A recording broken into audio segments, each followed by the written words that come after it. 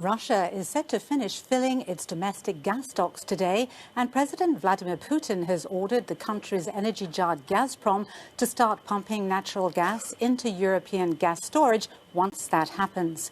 Today is also the 10th anniversary of the Nord Stream 1 pipeline that takes gas from Russia into Germany. And the controversial Nord Stream 2 pipeline is finished and awaiting approval by the regulatory authorities. Against this background, energy prices in Europe have been soaring. And joining me from Berlin is energy and geopolitical analyst Thomas O'Donnell. Thomas O'Donnell, thanks so much for joining us. Is Europe about to see the boost in Russian supplies that so many have been calling for? Well, as with everything else to do with Russian gas, Mr. Putin is the decider. Let me say this. He was bluffing.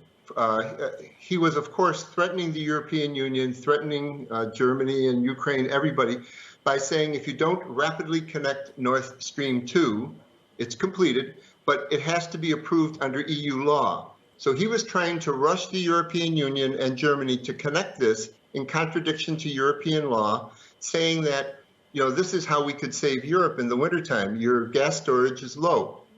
Now, it turns out he was bluffing. He actually didn't have gas. He was also low in gas, and he was bluffing. And Gazprom has pushed their production to record levels inside, straining to fill Russian storage.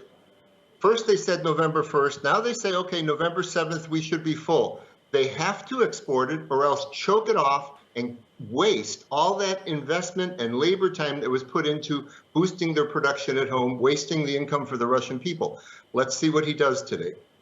But do you expect things to get better for European consumers and businesses who are dealing with these soaring costs? Well, we should make it clear. The filling seasons ended really by the 1st of October, so it's already too late.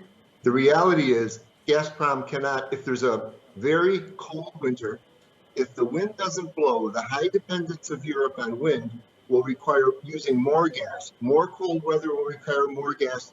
If there's a crisis like last year, there's no way that Gazprom can pump enough gas to solve the problem. They can diminish the problem by pumping.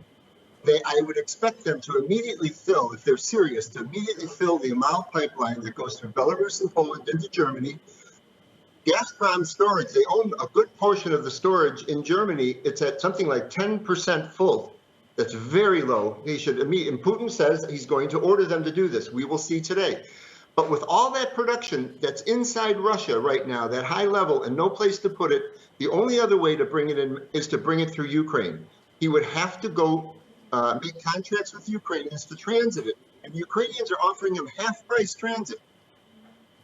So it's about being a serious supplier, a reliable supplier for Europe. We'll find out today. Okay. Well, Thomas O'Donnell, thanks so much. That's all we have time for, but thanks very much for joining us today.